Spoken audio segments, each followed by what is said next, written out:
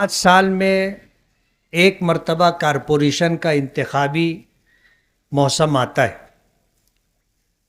इत्तेफाक कहिए कि ये इलेक्शन 2017 में हुआ था, उसके बाद 2022 में होना चाहिए था, लेकिन महाराष्ट्र सरकार ने इस इलेक्शन को मुलतवी किया और बजाय 2022 के आज हम 2026 में इस इलेक्शन को लड़ने जा रहे हैं।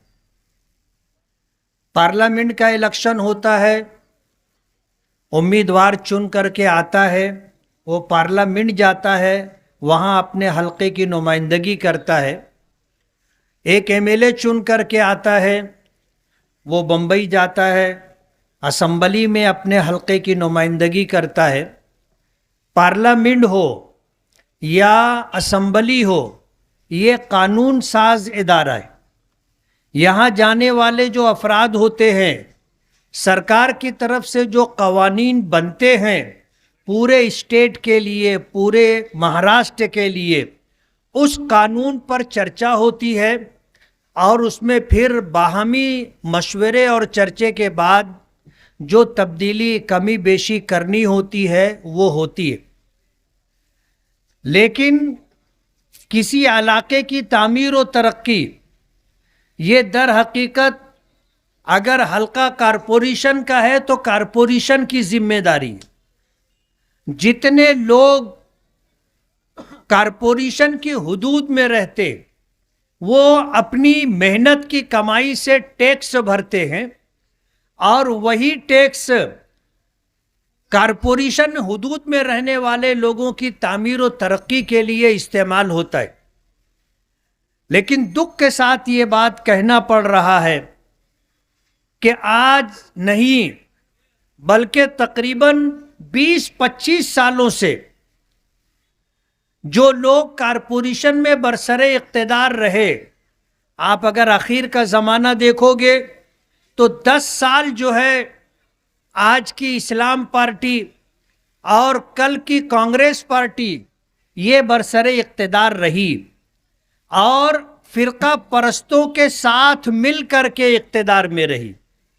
और आज जो उनके साथ गठबंधन करके इलेक्शन लड़ रहे हैं, कल की जनता दल सेकुलर और आज की समाजवादी पार्टी, ये हमारे साथ थी,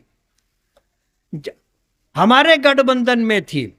हमने इस्लामपुरा हल्के से बुलंद इकबाल को नुमाइंदगी दी थी, नया पूरा हल्के से शान हिंद को नुमाइंदगी दी थी और उनको चुन करके लाया गया था।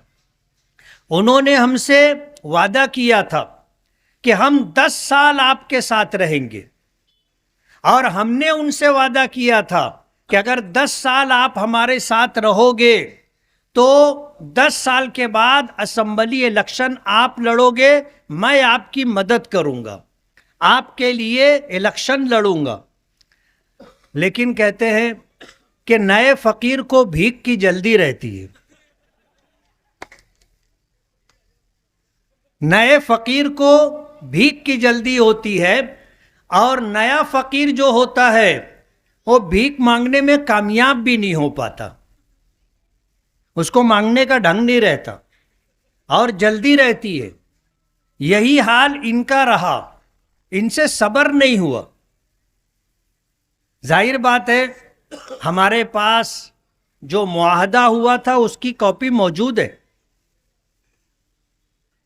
बाकायदा स्टाम्प पर एग्रीमेंट हुआ। मुझे जो बात कहनी है कि कल वो हमारे साथ थे, जनता दल सेकुलर और आज की समाजवादी हमारे साथ थे और उनको चैंपियन चोर बोला करते थे कि कारपोरेशन के खजाने को ये किस तरह महारत के साथ लूटते और वो इनको तोड़ीबाज बोला करते थे कि ये तोड़ीबाज लोग हैं। लेकिन आज कारपोरेशन का खजाना लूटने के लिए और वही भ्रष्टाचारी बदउनवानी करने के लिए आज तोड़ीबाज कहो और चैंपियन चोर कहो एक हो गए। और जो बात मुझे कहनी है कि तामीर और तरक्की का जो मसला है वो कारपोरेशन से जुड़ा हुआ है और ये वही शख्स करेगा जिसको तामीर तरक्की के तई फिक्र होगी। अब इनका हाल ये है कि ये जहां से एक मर्तबा इलेक्शन लड़ते हैं 5 साल में अपनी शक्ल भी नहीं दिखाते, कोई काम भी नहीं करते, तो दोबारा उस वार्ड से इलेक्शन लड़ने की इनकी हिम्मत नहीं है। इससे पहले उन्होंने जहां से इलेक्शन लड़ा था वो एरिया छोड़ दिया, यहां इलेक्शन लड़ने आए। अब जब यहां इलेक्शन आया है तो अब एरिया छोड़ करके वार्ड नंबर 3 में और वार्ड नंबर 7 में चले गए। अगर आपने काम किया है और वार्ड की आवाम आपसे मुतमईन है तो आपको उसी वार्ड में इलेक्शन लड़ना चाहिए जहां से आप कारपोरेटर थे। लेकिन इनका मकसद कुछ और है, इनका प्रोग्राम कुछ और है। आज इस मौके पर मैं शहर की आवाम का और ख़ास तौर पर नयापुरे की इस पूरे पैनल की आवाम का शुक्रिया अदा करूंगा कि इन्होंने असेंबली इलेक्शन में मेरी तरफ से जो कोशिश होनी चाहिए थी असेंबली इलेक्शन में प्रचार की। अपनी बीमारी की वजह से मैं प्रचार में उस हद तक नहीं जा सका था, लेकिन मेरी माओं ने, बहनों ने, नौजवानों ने, मेरे बुजुर्गों और सरपरस्तों ने दिल खोल करके वोट दिया और सामने वालों के 1000 जतन के बाद भी अल्लाह पाक ने मुझे कामयाबी दी। अब मैं मालेगांव की आवाम से ये गुजारिश करना चाहता हूं कि आपने मुझे नुमाइंदगी दी, खिदमत का काम करने का मौका दिया, असेंबली तक आपके ताउन से, आपके वोटों की बदौलत मैं पहुंचा हूं। लेकिन बदकिस्मती ये होती है कि नुमाइंदा असेंबली में कोई और जाता है और कारपोरेशन में कोई और जाता है। होता यह है कि कहते ना बंदर बाट होता है।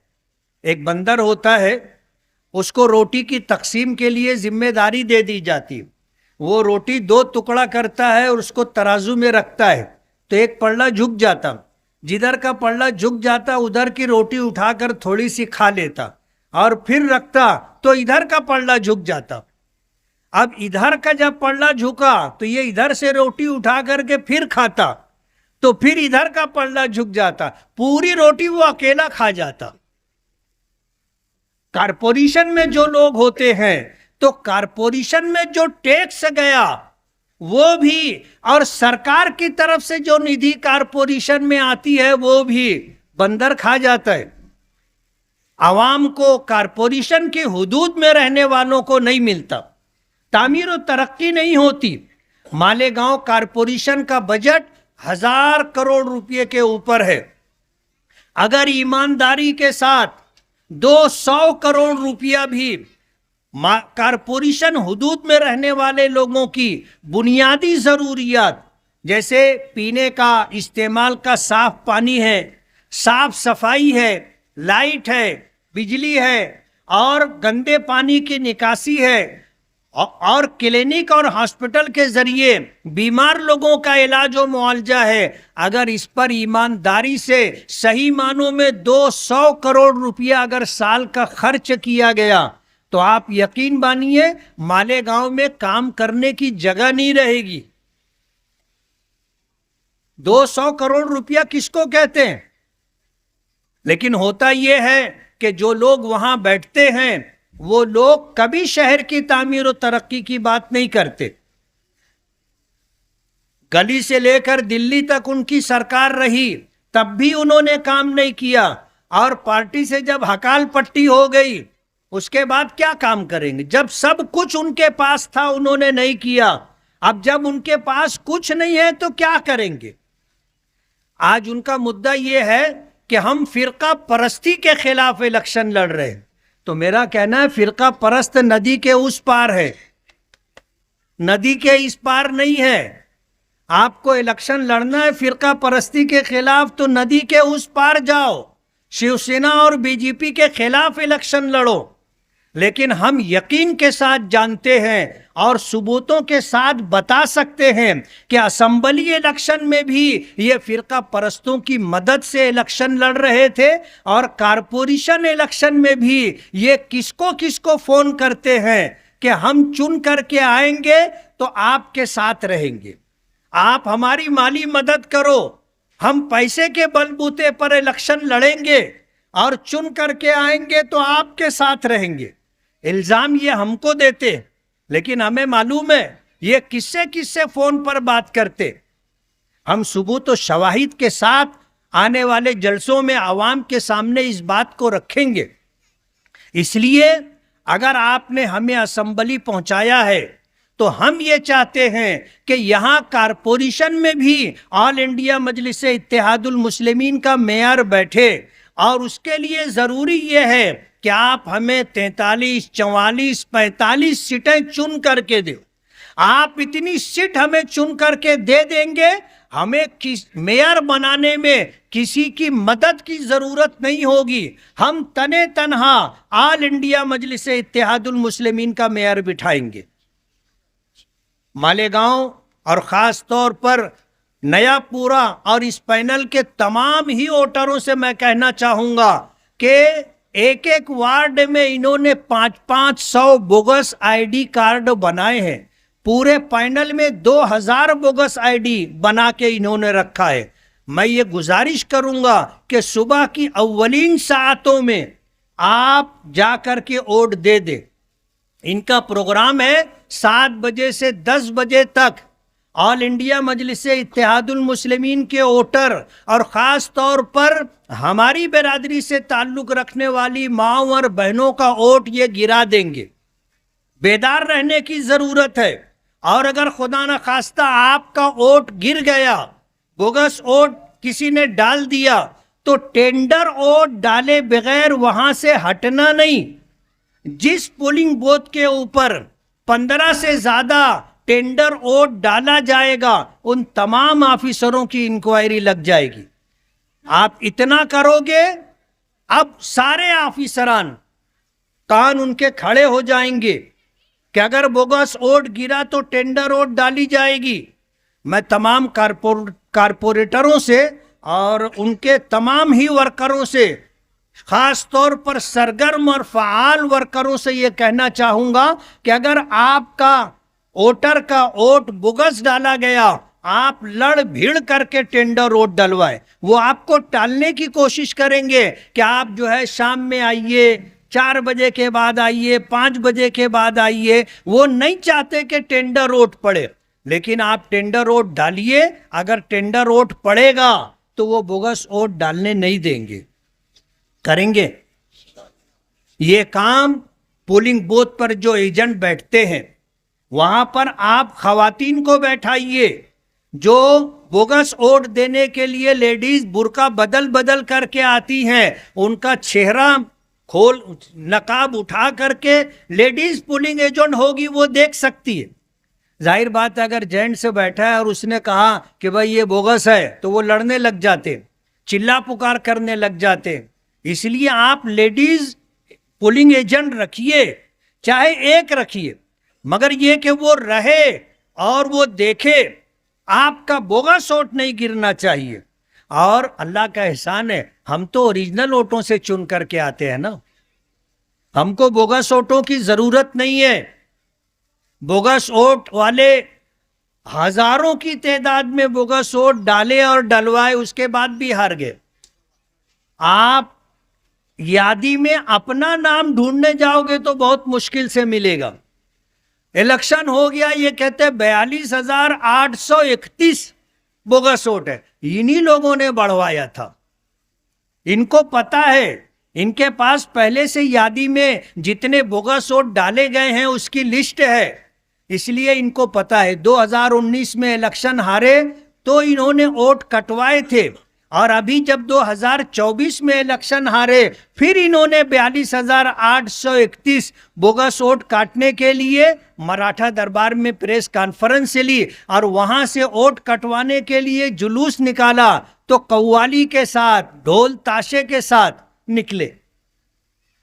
ये कहते हैं कि हम एसआईटी में आपकी मदद करेंगे, एसआईटी में आपकी मदद करेंगे। अरे वोटर लिस्ट से आप हमारा नाम निकलवा रहे हो, आप हमें हिंदुस्तानी होने का जो वोटर का सबूत है वो खत्म कर रहे हो, आप हमारी क्या मदद करोगे? आप तो हमारी कब्र खोद रहे हो। इसलिए मैं आपसे ये गुजारिश करूंगा कि आप सुबह की अव्वलीन सातों में जाकर के वोट दे दे। और आपने मुझे असेंबली में पहुंचाया है, आप ऑल इंडिया मजलिस इत्तेहादुल मुस्लिमीन का मेयर बिठाइए, हम मिल करके इस शहर को तामीर और तरक्की की राह पर ले जाएंगे अपने बच्चों की अच्छी तालीम के लिए। आज प्राइमरी स्कूलों में गरीबों के बच्चों को कैसे तालीम मिल रही है, कोई सहूलत नहीं है, हम आपको सहूलत दिलवाएंगे। हम कोशिश कर रहे हैं कि तकरीबन 9 करोड़ रुपए से ऊपर की रकम स्कूलों की मरम्मत के लिए और नई स्कूलों की तामीर के लिए 22 करोड़ रुपया लाने की हम कोशिश कर रहे हैं। ये रकम हम सरकार से लाएंगे कारपोरेशन में, और कारपोरेशन के जरिए स्कूलों की तामीर होगी। इसलिए हम चाहते हैं कि ऑल इंडिया मजलिस इत्तेहादुल मुस्लिमीन का मेयर आप बिठाइए, हमारा मेयर होगा, हमारे लिए काम करना आसान होगा। मैं तब इन चारों उम्मीदवारों से ये गुजारिश करूंगा कि आप पूरी मेहनत और जद्दोजहद करें और एक एक घर तक अपना ये पैगाम पहुंचाने की कोशिश करें। इंशाअल्लाह हमारे इस पैनल के तमाम वोटर हमें वोट देंगे और हमारे उम्मीदवारों को कामयाब करेंगे। मैं आप हजरात का पेशगी शुक्रिया अदा करता हूं और ये उम्मीद करता हूं कि इंशाअल्लाह मोहम्मद उमर जलील अहमद, इनका बटन नंबर 1 है। आलिया कौसर अखलाक अहमद, इनका बटन नंबर 2 है। मोहम्मद सलमान अनीस अहमद, इनका बटन नंबर 2 है। और रिजवाना सुहैल अहमद, इनका बटन नंबर 3 है। आप इसे याद रखिए और ये पंफलेट आपके घर आएगा, आप इसको देख करके वोट देने के लिए जाइए और आप पतंग की निशानी पर वोट दीजिए। पतंग की निशानी पर पतंग देख करके और जो उम्मीदवार है उसका फोटो देख करके आप वोट दीजिए। आप ऑल इंडिया मजलिस इत्तेहादुल मुस्लिमीन के उम्मीदवार को वोट दीजिए, इधर उधर कोई वोट नहीं होना चाहिए। आप अगर इस तरह करेंगे तो इंशाअल्लाह आने वाला कल आपका होगा, आपके बच्चों का होगा। बहुत बहुत शुक्रिया।